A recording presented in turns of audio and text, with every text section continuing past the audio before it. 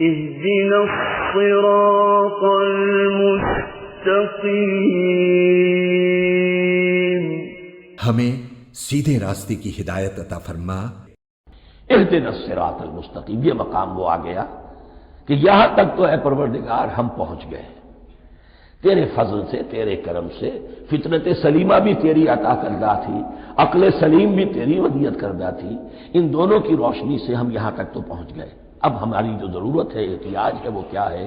اہدنا الصراط المستقیم، ہدایت بخش ہمیں سیدھے راستے کی۔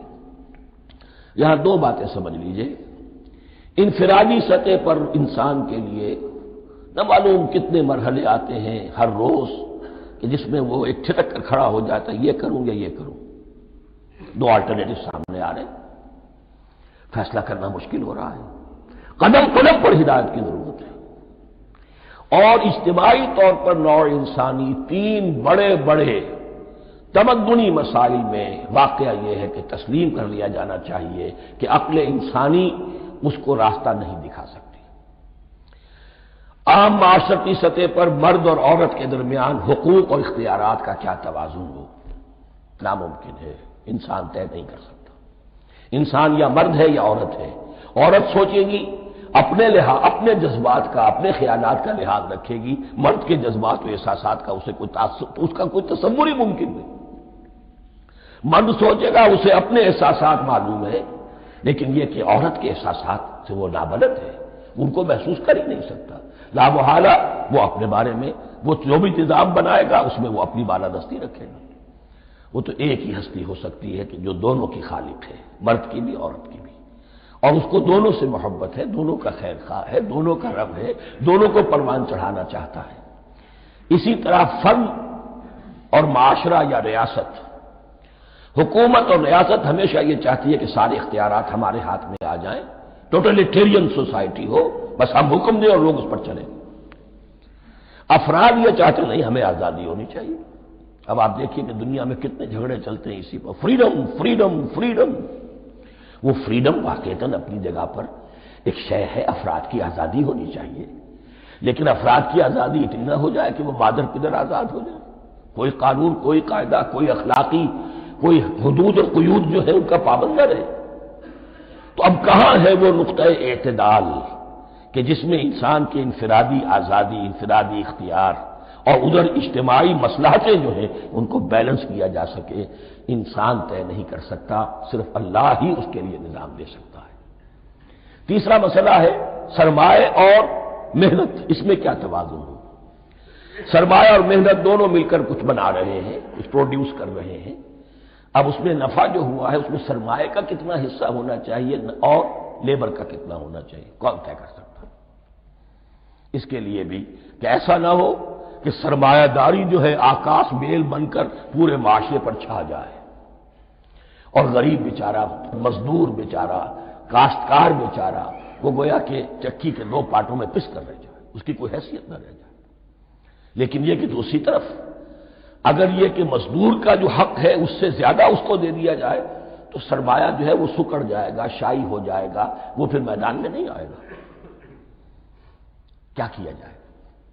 کون سا نقطہ عدل و اعتدال ہے؟ یہ تین مسائل ایسے ہیں، اہدنا الصراط المستقیم۔ تو یوں سمجھیے کہ ایک جو بنیادی ہدایت تھی، ایک اللہ کو پہچان لینا، یہ جان لینا کہ کل حسن و جمال اور تمام انعام و اکرام کا منبع اس کی ذات ہے، وہ رحمان ہے اور رحیم ہے، اور یہ جان لینا کہ مرنے کے بعد جی اٹھنا ہے، حساب کتاب ہے، فیصلہ ہوگا جزا و سزا کا، اور مختار مطلق اس دن کا اللہ ہے۔ پھر یہ عہد کر لینا ایاک نعبد و ایاک نستعین۔ اس کے بعد دعا، پروردگار ہمیں ہدایت پر قائم رکھ، ہماری ہدایت میں اضافہ فرما۔ اس ہدایت کے لفظ کو سمجھ لیجئے، بنیادی ہدایت، تفصیلی ہدایت، قدم قدم پر ہدایت، ہدایت پر ہدایت۔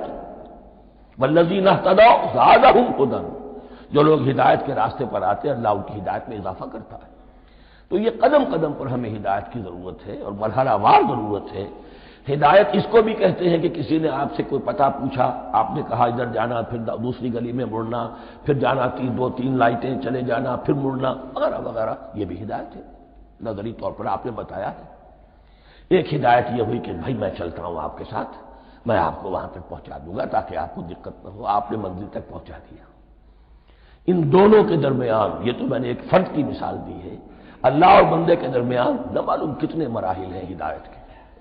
تو کسی وقت بھی انسان اپنے آپ کو ہدایت خداوندی سے مستغنا نہیں سمجھ سکتا، اور نہیں تو پروردگار جو ہدایت دی ہے اس کو ہدایت پر قائم رکھ۔ کیا پتہ شیطان کا کوئی حملہ، کیا پتہ ہمارے نفس کی کوئی شرارت کسی ایسے رخ پر ہمیں ڈال دے کہ اب تک کی ساری کمائی بھی ضائع ہو جائے۔ لہذا یہ نہ سمجھیے کہ جب یہ ساری چیزیں ان کو معلوم تھی، وہ ان چیزوں کا تو اقرار کر رہے تو اب ہدایت کون سی مانگ رہے ہیں؟ تو ہدایت کا تو بڑا میدان کھلا ہوا ہے، اور اس ہدایت کی وہ جو میں نے آخری شکل آپ کو بتائی ہے کہ منزل مقصود تک پہنچا دے، یہ ہدایت بھی قرآن مجید میں اس معنی میں بھی لفظ آیا ہے کہ اہل جنت جب جنت میں داخل ہوں گے تو جو ترانہ حمد ان کی زبان پر اس وقت ہوگا وہ کیا ہے؟ الحمدللہ الذی ہدانا لہذا وما کنا لنہتدی لولا ان ہدانا اللہ۔ کل شکر اس اللہ کا جس نے ہمیں یہاں تک پہنچا دیا، ہدایت دی جہاں تک پہنچا دیا، اور ہم ہرگز نہ پہنچ پاتے، ہم ہرگز ہدایت یافتہ نہ ہو سکتے اگر اللہ ہی ہمیں ہدایت نہ دیتا۔ اہدنا الصراط المستقیم، سیدھا راستہ۔